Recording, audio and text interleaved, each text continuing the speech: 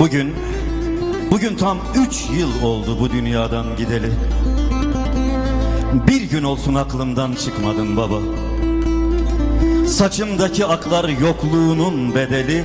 Bir gün olsun aklımdan çıkmadın baba. Diyorlar ki bir tek senin baban mı? Söz geçmiyor yüreğime, tamam mı?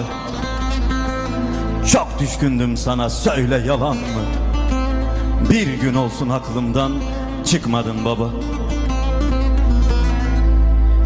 Düğünde, bayramda, yolda, yolakta, Turhal'da, Varvara'da, çıkmaz sokakta. Sen öyle yatarken kara toprakta, bir gün olsun aklımdan çıkmadın baba.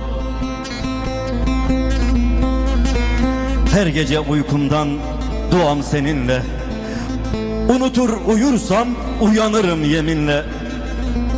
Allah'tan diyorum ama değil elimde. Bir gün olsun aklımdan çıkmadın baba. Ne kadar acımasız bir hayat. Ölüm denen ayrılığın ne tahliyesi var ne berat.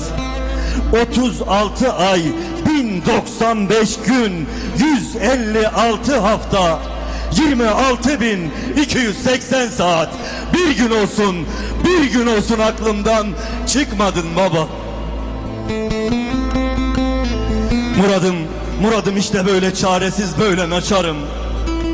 Kabullenmez gerçeklerden kaçarım. Sensiz bir yanım eksik, yarım yaşarım. Bir gün olsun aklımdan çıkmadın baba. Bir gün olsun aklımdan çıkmadın baba, çıkmadın.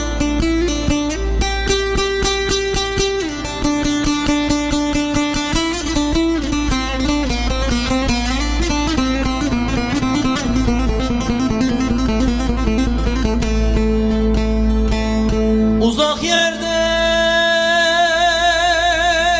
görünüyor karartı.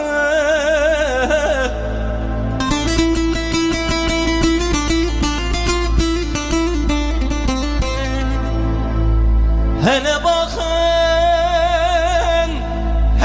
bakın belki gelen babamdır.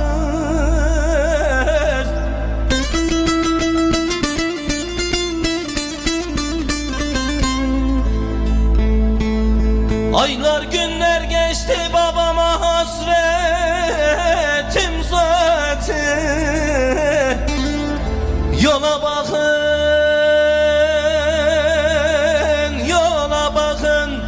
belki gelen babamdır.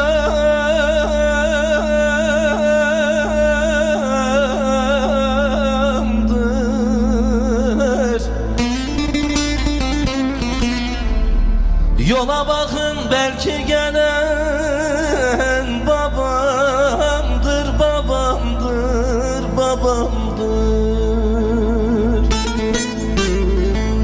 Yola bakın, belki gelen babamdır, babamdır.